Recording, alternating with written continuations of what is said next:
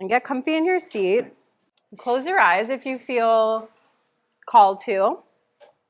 Just going to listen to a little clip of a piece of music.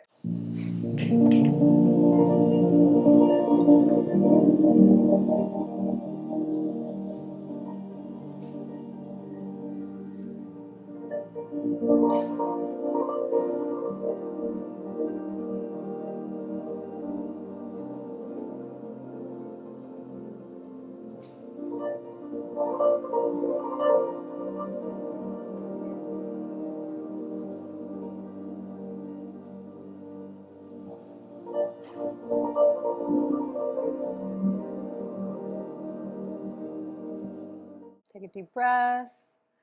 Open your eyes. How did that make you feel? Just call out some words. Calm, relaxed, peaceful, grounded, light. Okay. I'm going to play another piece for you. You can close your eyes again.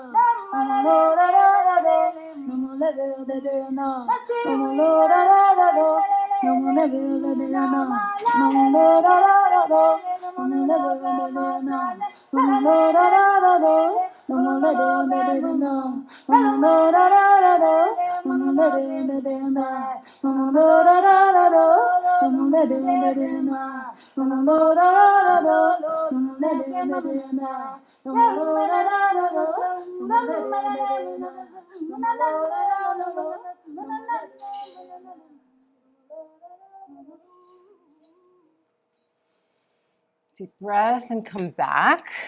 What about that one? Energy. Mystical. Anything else? Hopeful. Pardon? Hopeful. Inspired. Those are beautiful. Did you notice that that was all vocals? There were no instruments except for the instruments of their voices. I think that's pretty amazing how you can create percussion and rhythm and melody all with the voice. Okay, last one. This one's going to be really different.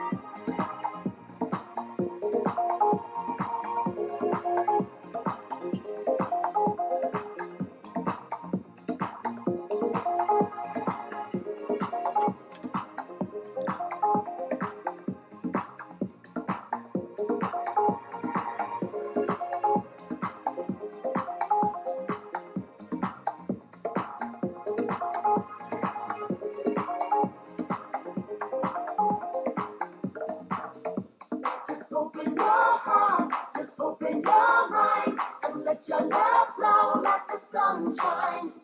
The rivers run deep and valleys go dry, like black water. Oh, just open your heart, just open your mind, and let your love flow like the sunshine. The rivers run deep and valleys go dry, like black water.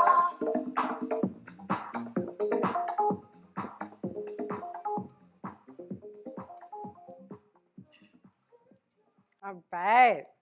What about that one? Fun. Yeah, I know. I was bopping in my chair. That is an iconic house track from the year 2000. It's called Blackwater by Octave One. That is a classic house track at 128 beats per minute. It's kind of like mimicking your elevated heart rate, right? And so that's why you're just like, I'm gonna dance. This is familiar. This is making me want to move. So these were three different pieces completely, but what do you feel like they all had in common, if anything? Soul. Yeah, that's actually what I wanted to hear. Good job. Right answer. Yeah, they all had soul, right? Even there was one that was just purely vocal, very cultural, indigenous, raw, organic, felt a little ancient even, spiritual. The first one was a modern classical piece that was all keys and piano. And then you've got this electronic piece of music. So different genres, different times, and all really soulful. So this is pretty much what we're going to be talking about today, right? Why does music make us feel so good, so connected? Music makes us feel present, but also brings up the past, brings up the future. It's really transcendent. So I'm Stephanie. I'm a neuropharmacologist by education, and I do a few things in this life. This is my business. It's called Beyond Consulting.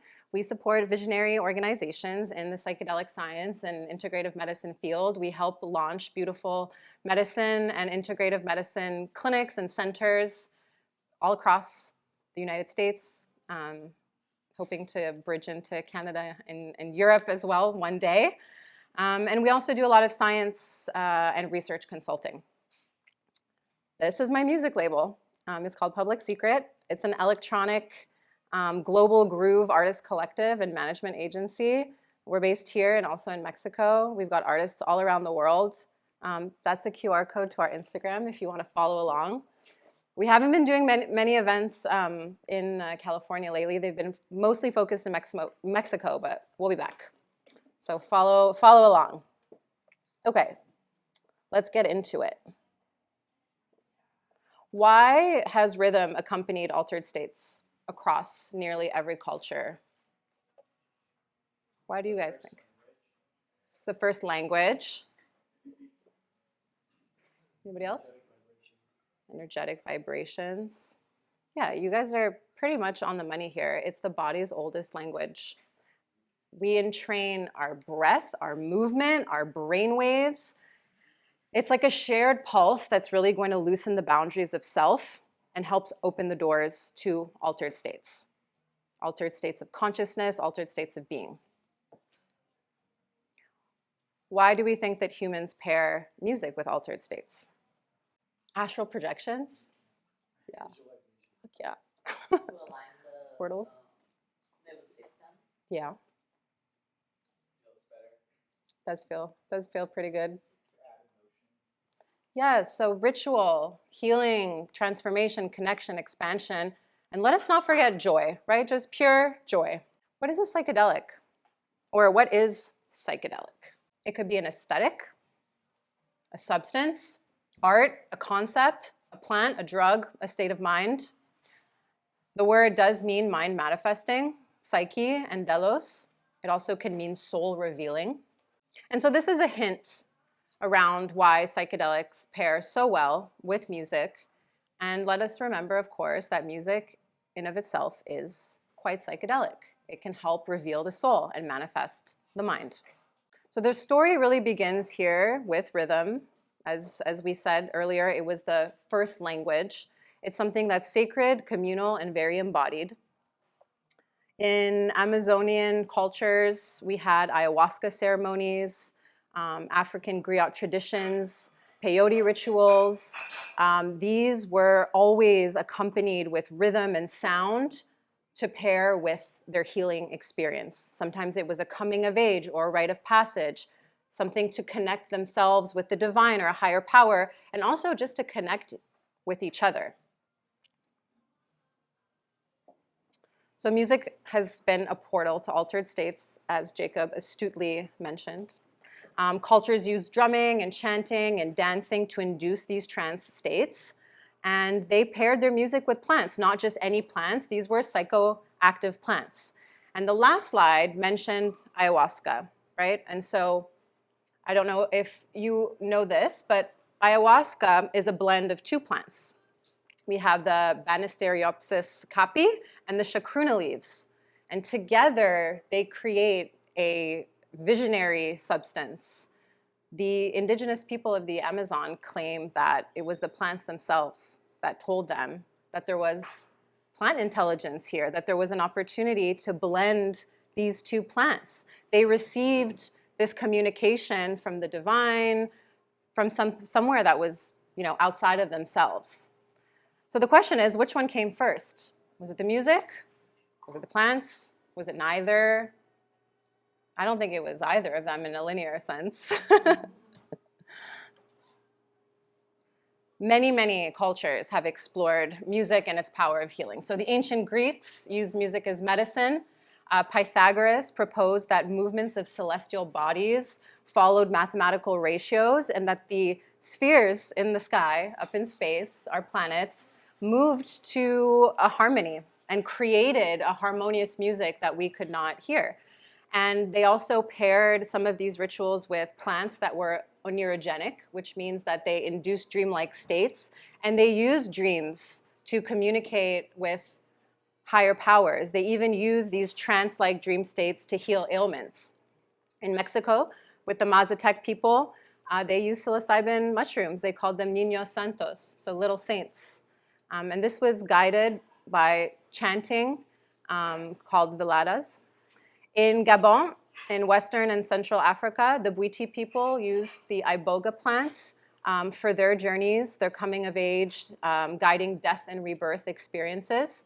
And in Peru and the Amazon, the Shipibo sat with ayahuasca and sang Icaros, which are the sacred songs. This is a beautiful photo that I found of a classic iboga ceremony led by the Bwiti people. So rhythm entrains the body.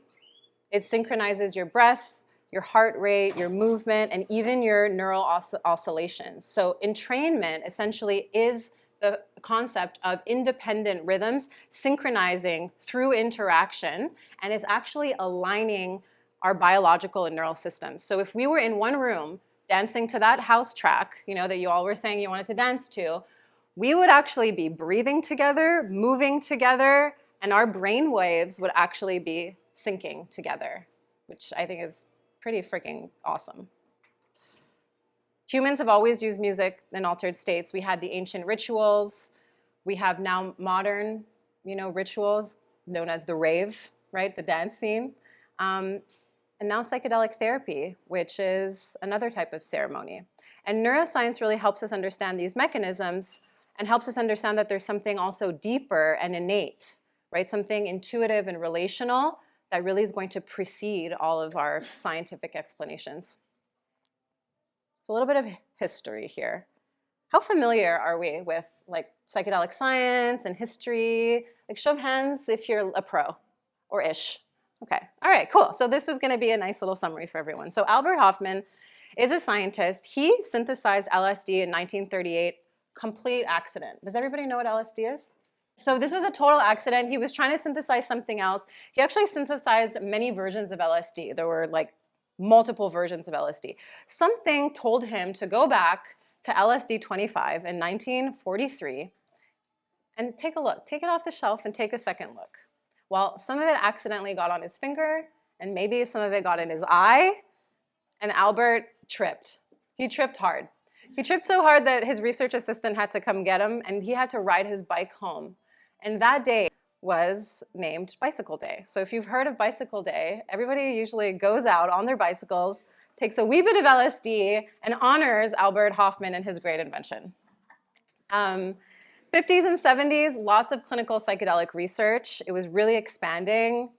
Many scientists and chemists and therapists really contributed to the evolution of this space. Fortunately, but also unfortunately, a lot of those molecules leaked out of the lab and into social spaces, which unfortunately led to prohibition. So all of the research came to a stop in the 70s. And now we're in this renaissance. We're in a reawakening. Academic centers like Johns Hopkins and Imperial College of London and many others received DEA licenses to open back up the research. And now there's an outpouring of research that we're super stoked to see. So when people think about psychedelics, they're often thinking maybe spirituality, maybe counterculture, but there are legitimate scientists and chemists who contributed to the space. So here are a few.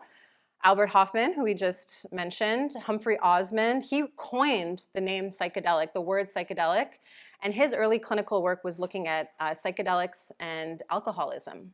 And that was through the 50s and the 60s. Through the 60s and the 90s, we had Stan Grof. He had a lot of LSD therapy research and later coined transpersonal psychology, a modality that we still use today. And there are many retreats that still incorporate his methods.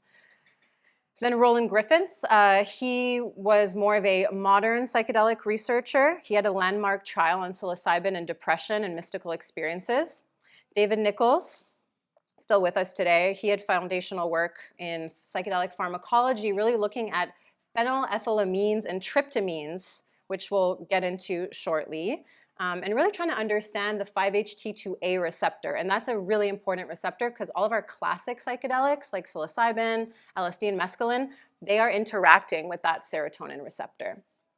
Then of course the Shulgins, so Alexander and Anne. Alexander, or Sasha Shulgin, is a very celebrated chemist. He has passed. Anne has passed as well. She is a therapist. And he resynthesized MDMA. So he didn't find MDMA, but he resynthesized it and put it on the map. Some people call him the godfather or the father of MDMA. He also synthesized 2CB and hundreds, maybe thousands, I don't know, of psychedelics, designer psychedelics. And he outlined them in these prolific books called PiCal and TiCal. PiCal is phenethylamines I've known and loved, and TiCal is tryptamines I've known and loved. And those are available. You can get them at a bookstore. You can get them online. I highly recommend. They're a trip to go through. So they really gave, psychedelics and psychedelic therapy context and care and nuance, and they really explored how they could be used therapeutically. They used MDMA in couples therapy and really turned on their therapist community to these psychedelics. Terence McKenna, through the 70s and the 90s, he's an ethnobotanist. He really explored humans and plant medicines. He was a big advocate of plant medicine and also just like a cultural philosopher around psychedelics. And now the infamous Timothy Leary. So he is a psychologist, counterculture icon. Speaking of counterculture, he really promoted the use of psychedelics and LSD. He was a Harvard researcher, and he coined the phrase, turn on, tune in, and drop out. And he was Nixon's most dangerous man in America once upon a time, believe it or not. So this is actually a picture that I took of Shulgin's lab. So up in Lafayette, California, the Shulgin farm is still there. His lab is in like a little shack. It's epic and super cool in there. It smells very strong of chemicals. And the foundation, the Shulgin Foundation, is keeping the legacy alive. There's programming, there are courses, there are gatherings. And I'll be giving a couple of courses there actually later this summer, a women's health and psychedelics course and a series of psychedelic pharmacology. So if that interests you, get on my newsletter or get on their newsletter, but that'll be announced soon. So in the 60s, the psychedelic and sound exploration really began. LSD research really started to look at music during therapy, really trying to understand sensory perception and emotional processing. And researchers really quickly noticed that music profoundly shaped psychedelic experiences. And there were even early protocols for how to build a playlist, right? A piece of music, an arc to accompany the journey. So before we get into all of that, I know some of you are well versed, but we'll do a little review. These are very popular molecules. We've got MDMA, ecstasy, LSD, and psilocybin. So psilocybin is what we call a tryptamine. I'll explain why in a minute, but it really is going to speak the brain's native language. It's going to induce these inner shifts of consciousness, and it's a partial agonist of the 5-HT2A receptor, which is that receptor that I mentioned earlier, and it's going to act on our serotonin system. LSD as well, it's also a classic psychedelic. Both of these are like keys fitting into a lock. So if you've got your serotonin receptor and you've got serotonin, perfect, that's the lock, this is the key, it fits. Well, psilocybin and LSD are keys that fit into that lock as well. LSD, however, is a sticky key, we like to say. It's very sticky. It means that it's going to stay in there. It's going to get jammed in there, and that's why LSD can last 14 hours. It's lasting past that, but your peak experience is going to be at least 10 hours long. It's cool, but you got to strap in for that. Psilocybin, also kind of long, not as long as LSD. Now, MDMA is a little different. You know, it does definitely release a lot of serotonin, but it also releases oxytocin, norepinephrine, and dopamine. And it's not a key that fits into a lock. It is actually going to interact with the transporters of these neurotransmitters, and it's going to reverse them. And so what happens is that in the synapse, there's a flooding of serotonin, and the transporters leak out, and you've got a lot of serotonin. And that's why a lot of people feel depleted after MDMA. And even if you're using it therapeutically, you have to mind your use to keep your mood nice and healthy. What else here? Ecstasy. Ecstasy, if you're lucky, you've got MDMA in ecstasy. So ecstasy, when ecstasy was really popular, I guess it still is, but when it was really popular, it was a pressed pill, and it was a mystery pressed pill. So you had some MDMA in there, maybe you had some MDA, which is a little bit more psychedelic. You could have caffeine, you could have bath salts in there, you could have other amphetamines. So it was a little bit of a surprise, and it was quite unexpected. And sometimes it was good, but sometimes it was not. Okay, so a little summary here. MDMA is an entactogen. It's a phenethylamine. I love saying that word. It's so difficult. It primarily increases serotonin, dopamine, norepinephrine, and oxytocin. It falls in its own little category because of that.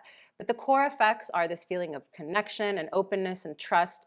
You feel warm, loving, and safe, which is what makes it an amazing relational tool in the context of PTSD and complex trauma. That trust has been completely broken. Our connection with self is broken when we suffer from PTSD. And that therapist, that guide, or that facilitator that is helping us along our journey, we need to bond with them too. So that feeling of safety in the container is super important. MDMA will last anywhere between 4 to 6 hours, with the peak probably around an hour if you've ingested it orally. Ecstasy, usually MDMA, but also lots of unknowns. The core effects are variable, but typically people feel joyful, energetic, but then they could also feel completely wacky because of who knows what else is in there. LSD is a classic psychedelic.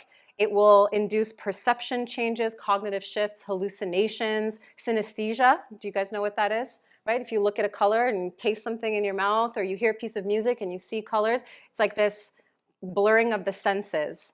It's very expansive and it's very analytical, and that's going to be a long trip, at least 8 hours, strap in. And then psilocybin, classic psychedelic as well, emotional and perceptual shifts, very introspective. You know, some people do feel an outpouring of joy, and there are releases, but it is a lot more internal.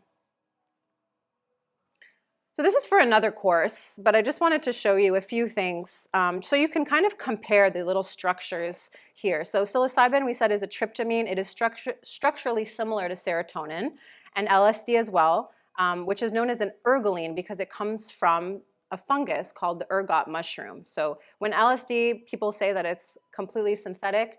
Yes, it's fabricated in a lab, but it also has a natural foundation. MDMA, phenethylamine structure, closer to stimulants like amphetamines than to classic psychedelics. And really the difference is that it'll feel a little bit more energetic. and tryptamines will feel a little bit more inwards and profounds with the consciousness and identity shifts. They all have this indole ring. Is there a cursor here? No. So they all have this indole ring with this nitrogen over here. Do you guys see that? So that really is cause for a lot of similarity in the way that they feel. And then we've got mescaline and 2CB. So 2CB was synthesized by Shulgin. It was his invention. These two share the same phenethylamine backbone, meaning that benzene ring. This is the benzene ring right here. And they both have this amine chain as well. So there are a lot of similarities here between the two. Now, 2CB is described as feeling like a combination of MDMA and LSD, very psychedelic, maybe a little bit more warmer, more on the MDMA side, more heart-opening. Mescaline, depending on where it's coming from, you know, if you're ingesting it from the plant or if you're having it synthetically, it could feel a little bit different. Mescaline could be very visionary. It could also be very grounding. Mescaline comes from San Pedro or peyote. And when they come from the plant or they're served in their plant form, they tend to be served in these ceremonial settings, right? And so there's music, there's the lineage of the people who are serving it that really comes and weaves into your experience. And it can be a lot more spiritual. People microdose mescaline. It doesn't have to be a high-dose experience. And it is very mood stabilizing and grounding for people.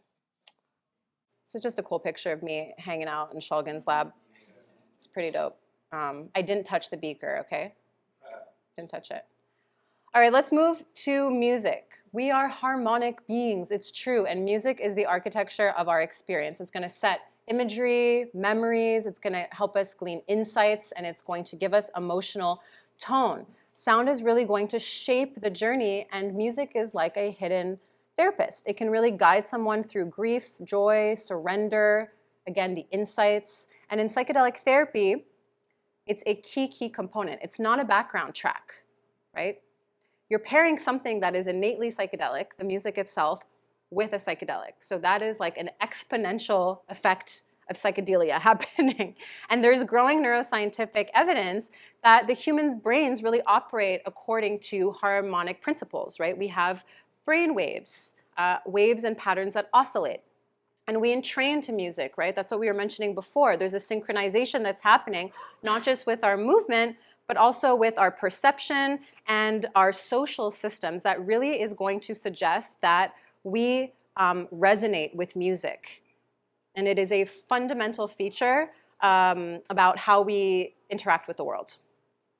And so in the 80s and the 90s, the dance floor, as we were mentioning before, had really become peppered and infused with molecules like LSD, ecstasy, and MDMA. And we're mentioning Alex Shulgin and Anne Shulgin here because they gave all of this a lot of care and context and language. So when people started to use them recreationally, they had a lot of this foundational knowledge. So many people were being very intentional with their psychedelic use, even when it was in a recreational space, even when it was on the dance floor. So in these early rave scenes, there was like an unspoken therapeutic ethos. People were processing, they were bonding. It was underground, but it was really, really sacred. And even if they were just partying, no intention, just joy, that was also really amazing because this is a world that shames pleasure, unfortunately. So that in of itself was very revolutionary at the time, to just want to experience pure joy and self-expression. The way we got to these dance scenes, jazz in the 20s and the 40s, eventually mutated to disco, which then mutated to house music, right? And then we had the rave. And in the 90s, the rave was wild.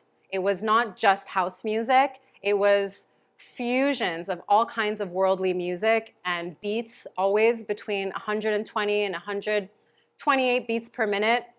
And people went pretty wild, I have to say. And still today, raves are still really popular today.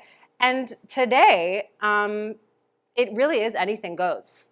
If it's the music, if it's the people, if it's the artist, people find a place to connect, they turn on the music, and the rest is history. So in Chicago, Detroit, we said that the disco kind of like mutated, and you had DJs like Frankie Knuckles and Ron Hardy that started to blend gospel and soul and drum machines to give birth to this new house sound. And in New York, we had the Paradise Garage with Larry Levant, who was the resident DJ. And he was more than just a DJ there. He was really spinning records like a ritual. We had clubs like the Warehouse and the Music Box. These places became temples of experimentation and a safe haven for marginalized communities where they could go when they weren't permitted into the mainstream clubs, so that they could really self-express and be accepted. And then house music really spread to the UK and to Europe. We had acid house that was really popular in England. Illegal raves were erupting in train stations and warehouses and fields. Berlin, Amsterdam, and Ibiza all kind of brought their own flavors into the movement. And ecstasy was the common fuel for all of it. In Ibiza, Alfredo Fiorito was the resident DJ at Amnesia, and he gave birth to what was called the Balearic sound, and we'll get into that in just a second. But it was very, very freeing and very sensual. It was a very sensual sound because it mixed a lot of flamenco. So house music was built on the labor and vision of extraordinary men and women, many of who were Black and queer and carving out sanctuaries in a society that often left no place for them. So we mentioned Ron Hardy and Larry Levant. They were creators of these musical pieces, of these spaces as well, and of this atmosphere that people really felt safe in. But we can't tell the story without mentioning the incredible women who were the gospel-rooted powerhouses behind these tracks. So Loletta Holloway, Martha Wash, their voices really became anthems for liberation. Cece Peniston, Robin S., and Ultra Nate, they were emotional architects of the dance floor. And now the famous, temples, the sites of communion. I left a little magazine right here, you'll see it. This is last year's special edition Mix Mag, and it was an edition all on Amnesia in Ibiza, which is a very famous club. And it's very famous because it dates back to quite some time ago. It's an open-air club, and it was the birthplace of that Balearic sound that was very expansive and immersive. And it didn't start off as this techno and like house rave venue. It started off as something called the Workshop of Forgetfulness. So this was a temple where people would go and take psychedelics and forget themselves, disassociate from their egos, and connect to something higher. And that's why it was called the Temple of Forgetfulness. So this was before the VIP booths. It was really built as a spiritual amnesia. And then in New York, Paradise Garage, of course. In LA, we had Circus Disco. That was a beacon for the Latinx community that offered a lot of belonging to people at that time. So this is all electronic music. But what about psychedelic rock? You guys into psychedelic rock? Yeah. So what do they all have in common, would you say? Yes, improvisation is huge, right? Using repetitive sounds and distortions to reshape perception in real time. Sound familiar?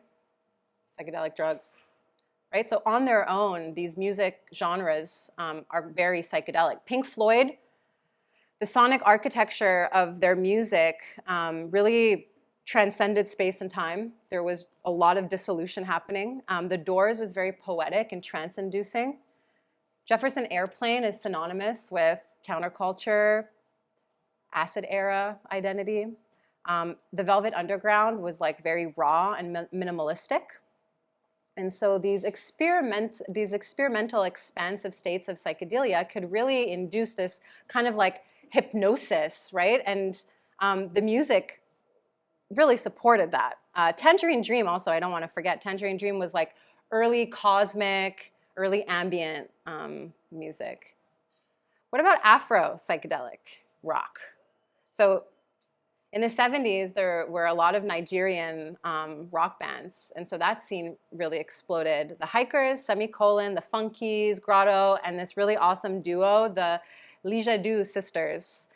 They all really dissolved self, right? You would listen to this music, and it's almost like you became one with the world. Now, Afrofuturism, I actually put this slide in just like 2 days ago because I was like, I gotta mention Afrofuturism. Are you guys familiar with the concept of Afrofuturism?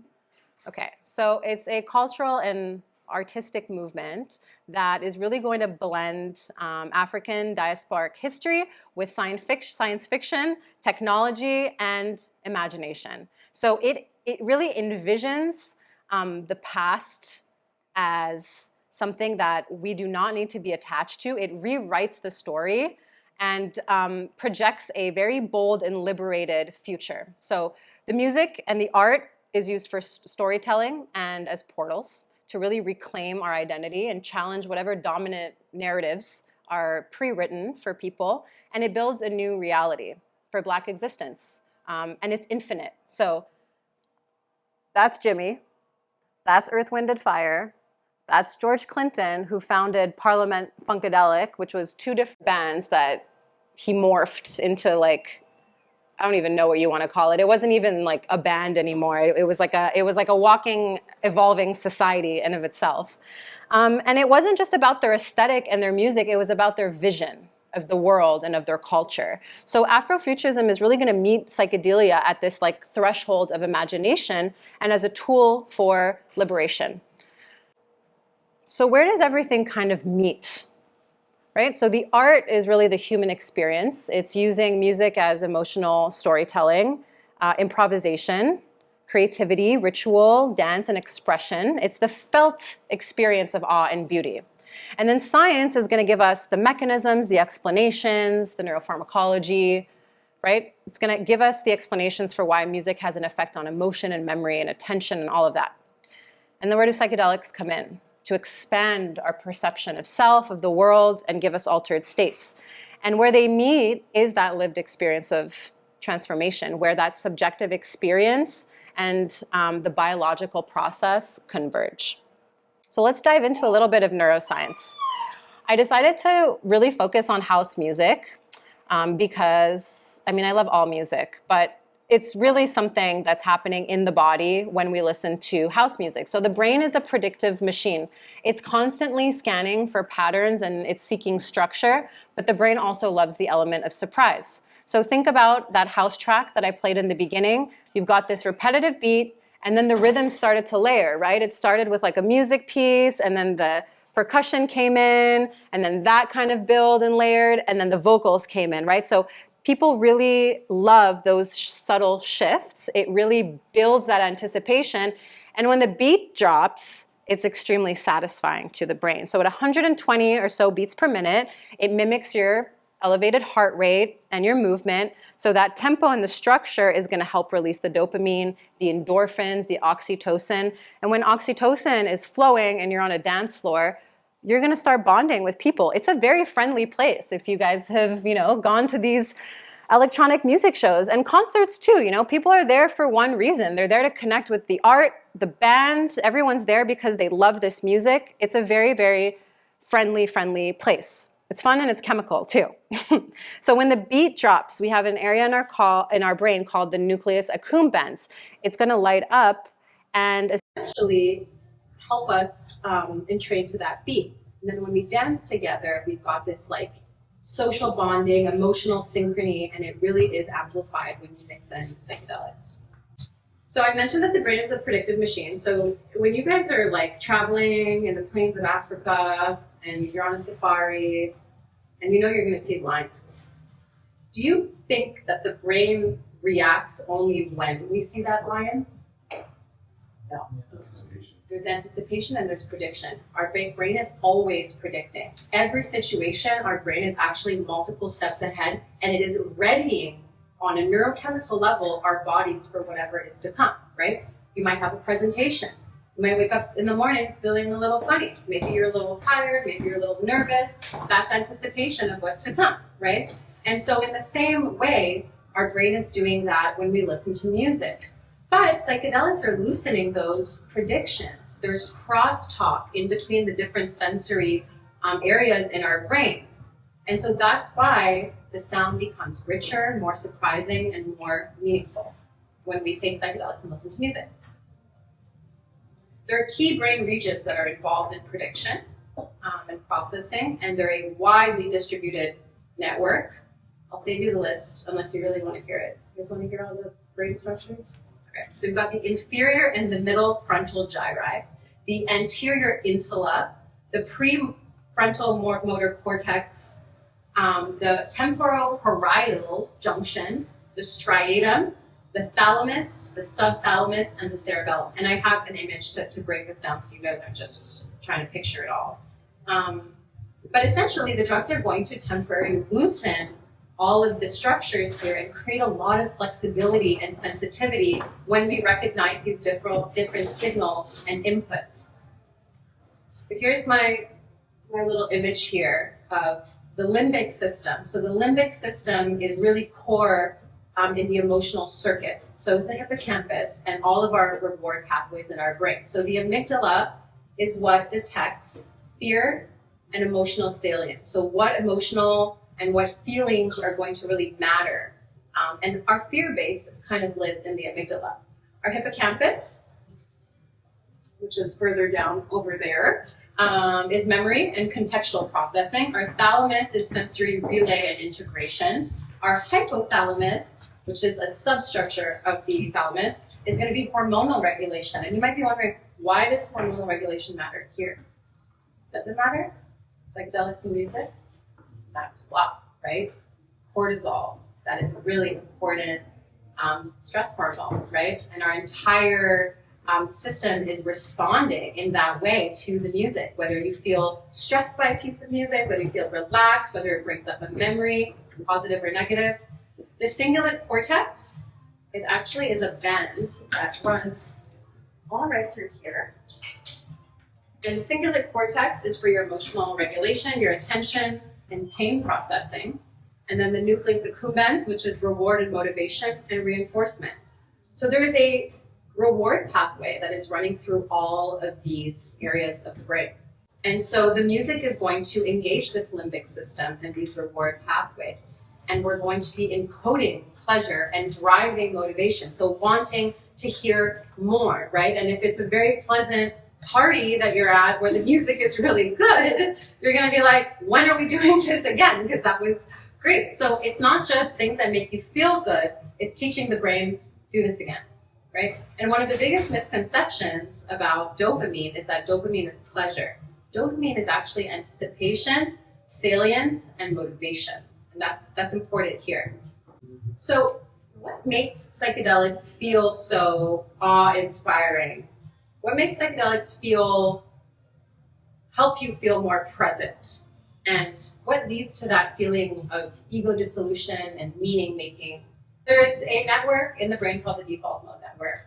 There are many theories about the default mode network. So one thing is for sure is that when you are self-ruminating, thinking of yourself, imagining, yourself, your situation, what's going to happen, kind of anxiety-inducing thoughts, your DMN is very active. Now, there are a couple of theories here. Some people say that psychedelics are going to quiet the amygdala, the fear center, and quiet the DMN. But there are also researchers that say that actually it's not a quieting, it's a reorganization. And think of the DMN as a snow globe, and you shake it up. And when you shake it up, the signals are going everywhere, and there's something called entropy, which is the randomness of the signals. The other thing that's going to happen in between the other networks, like the salience and the frontal parietal network, is that the boundaries between these networks are going to start to dissolve. And now you're having less segregation and more connectivity. And when that happens, especially in the prefrontal areas and the posterior cingulate cortex, is that you get those feelings of awe and ego dissolution and the higher mystical experiences that accompany psychedelics. And then you've got something called neuroplasticity. Right? Really buzzy word right now. Neuroplasticity is a net neutral. So that means that when you're in a neuroplastic state, right now you're in a neuroplastic state. If you take psychedelics, you'll be in even a more neuroplastic state.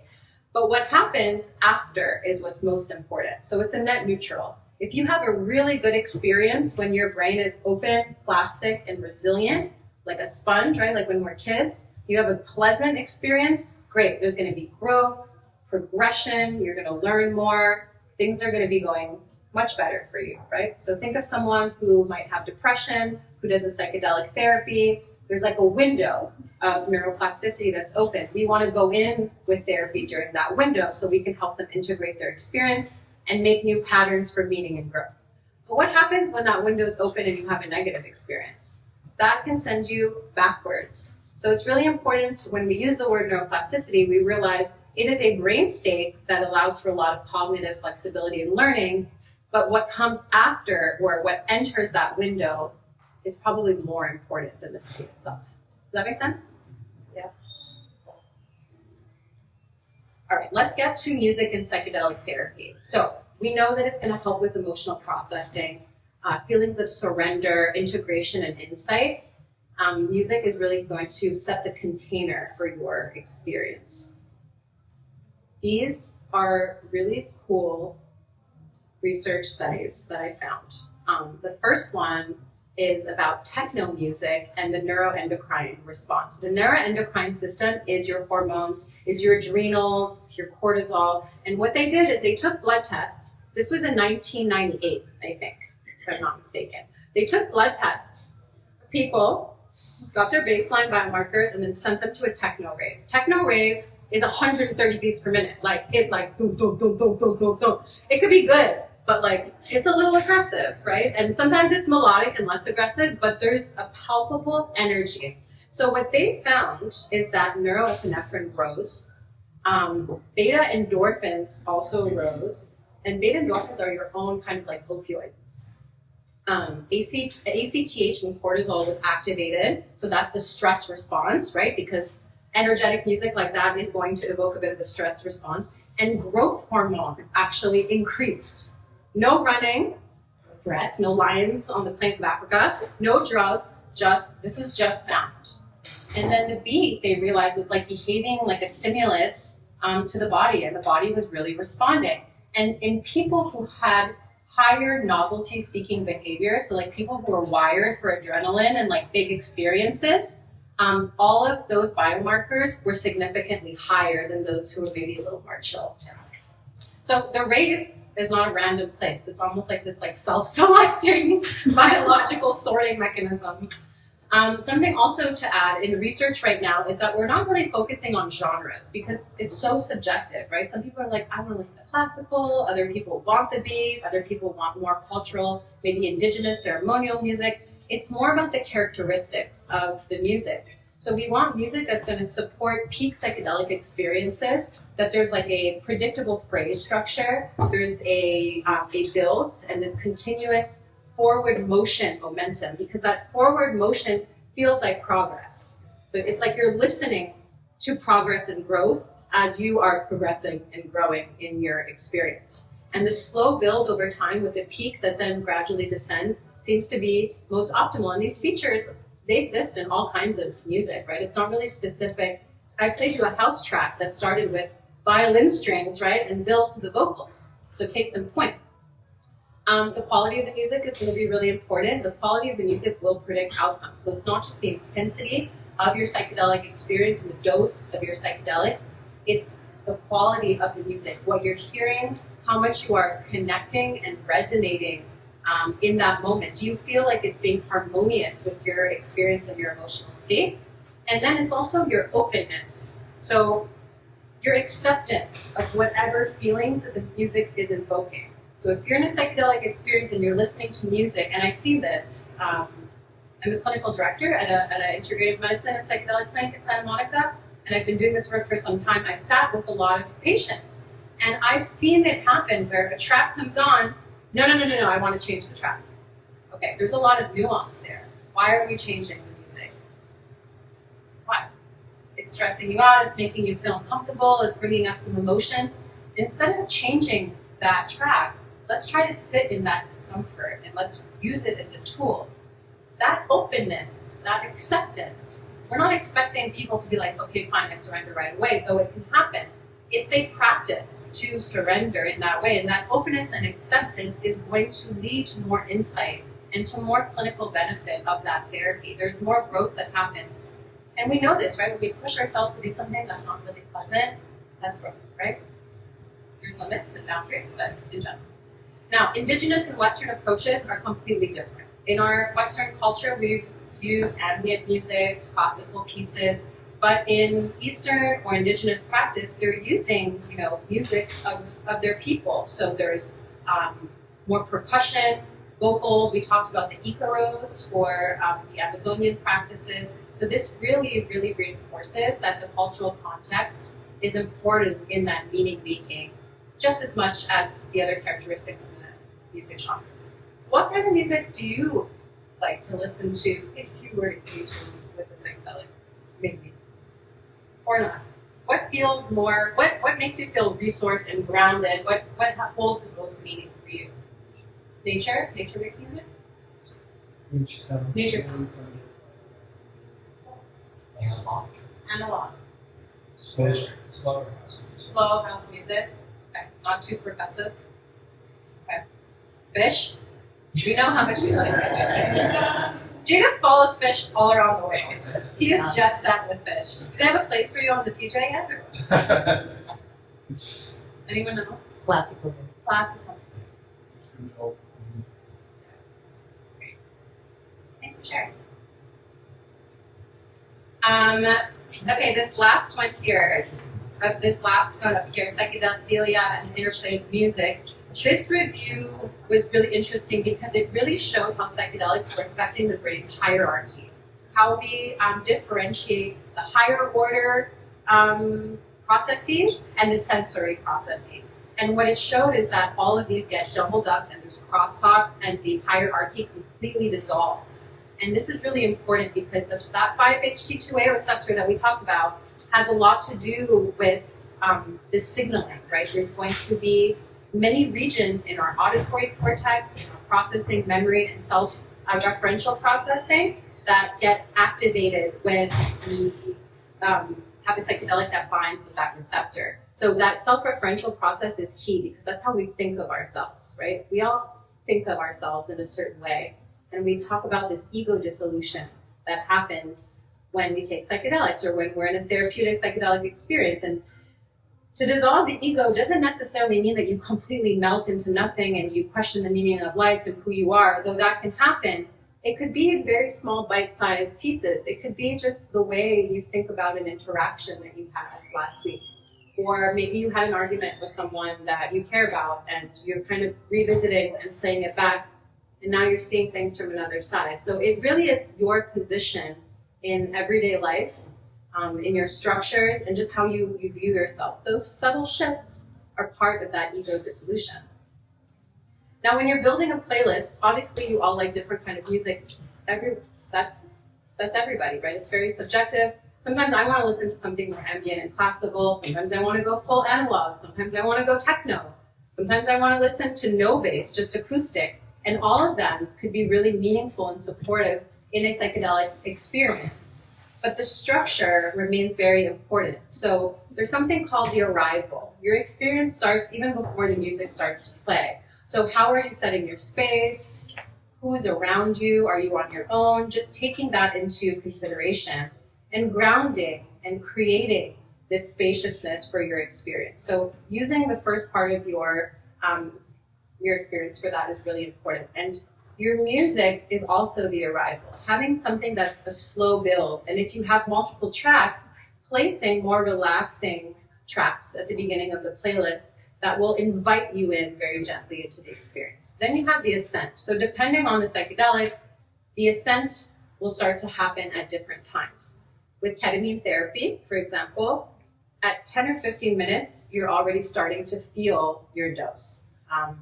In clinical practice, many practitioners do what's called split dosing. So they'll give a small dose on the front end to relax the body and gently invite someone into their experience. And around 10, 15 minutes, they'll check in and say, would you like to go deeper, and give them the rest of their dose, which will really put them into their experience. And then we'll begin that expansive ascent with music that feels a lot more dynamic. And so not only is the medicine carrying you, but the music as well. You'll peak, right? Let's say you peak at 30 minutes or an hour, maybe if it's an MDMA experience, or maybe 90 minutes, depending. Here we want something that's all encompassing and immersive, something that often feels orchestral, even if there's no orchestra involved. It's big, and that's when a lot of emotional breakthroughs can happen. And you kind of want to stay there for a little while. You don't want to just drop people back down. You want them to stay there and just let all of those feelings wash over them.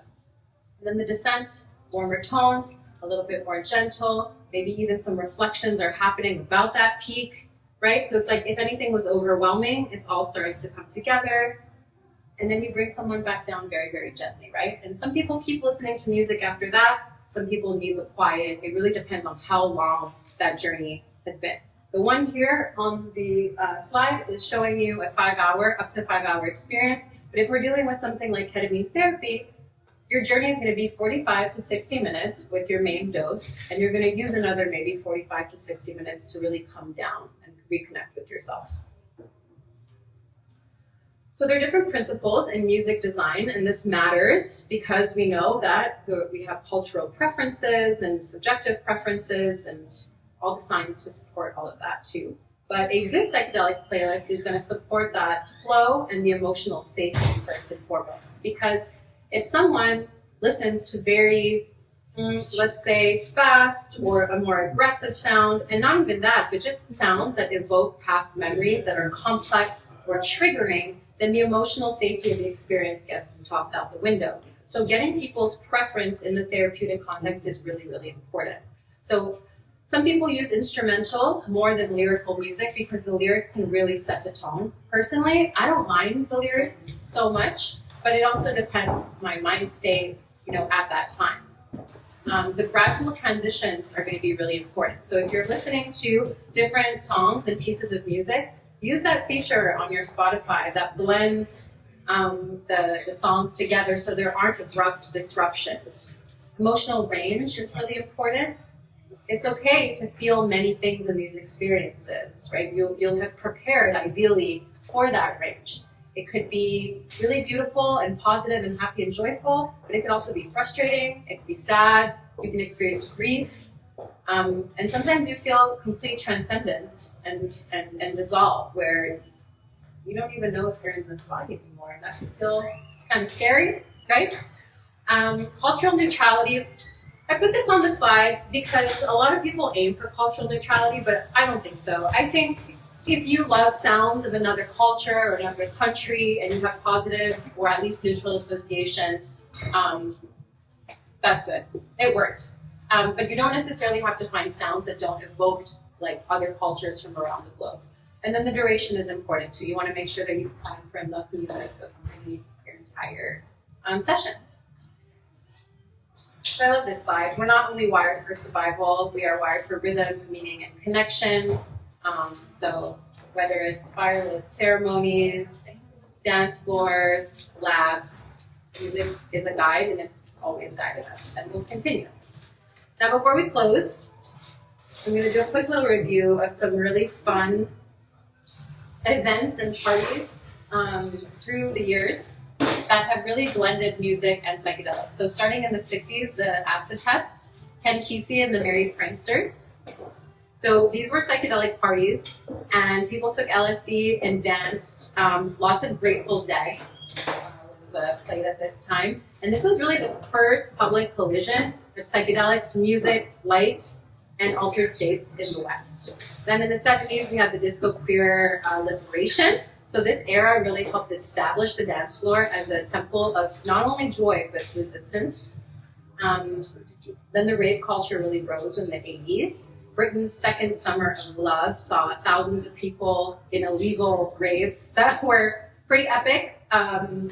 Warehouses, train stations, fields. This was a democratization of the altered state. This one is really interesting. In the 90s, in Goa, in India, these started. They still go on today. These 12-hour trance parties, festivals that blend LSD and techno and Eastern spirituality. So this is where that like electronic dance scene blends with the spiritual ritual. And then we've got conscious festivals like Lightning in a Bottle, which is a local one, Burning Man, which really isn't a festival, and it didn't start as a psychedelic event, but over time it became a crucible for dance and performance arts. And then we've got these massive sound camps like Robot Heart and Mind Warrior that curate these transformational experiences and music. So it's all really joyful. right? It's awesome. We've got people maybe like petting a speaker in the corner with their shirt off, or explaining fractals to someone. But that's magic, but it's also risk. And these environments can really crack people open in beautiful ways. They can also crack you open like a piñata on the fly. Envision that. So harm reduction is not a buzzkill. It is a guardian. And there are many groups like Dance Safe and MAPS initiated programs and organizations that are keeping people safe in festivals and in dance culture, because these are places for personal transformation. On the dance floor, you might process grief. You might explore your own identity through space and sound, and you're definitely going to build community through this love for the rhythm. And there's really an unacknowledged wisdom happening in these systems, and I really think that we should start legitimizing them, right? Within certain boundaries, within safe and educated boundaries. But it really is a legitimization of joy, in my opinion. So now I have some cool music for you guys to check out. You can scan these QR codes. They'll all take you to Spotify and you can save them. This is East Forest. He composes music mostly with piano and other ambient sounds. His latest music for Mushrooms is also a documentary. It's very beautiful. There's a whole piano songbook that someone gifted me, and I'm very slowly making my way through it. My favorite one is Walk the Walk. Thank that one. This is over 20 hours of house music that I put together. I call it the House Essentials Mix. It's one of my favorites, and it's ever growing, so always adding.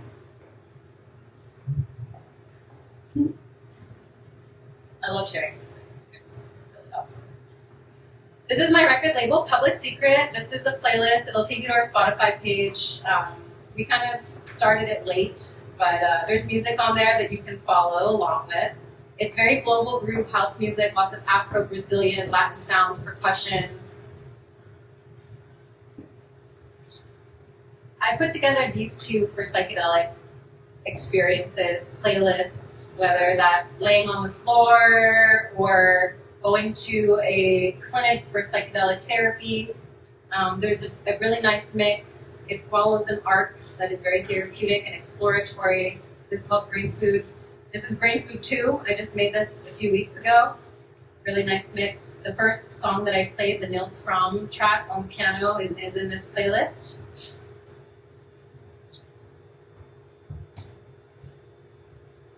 And one of my favorite Afro psychedelia playlists. I didn't make it, but it's great. I listened to it on the beach with my friends Seb and Nora and Matt last week or 2 weeks ago. We had a great time.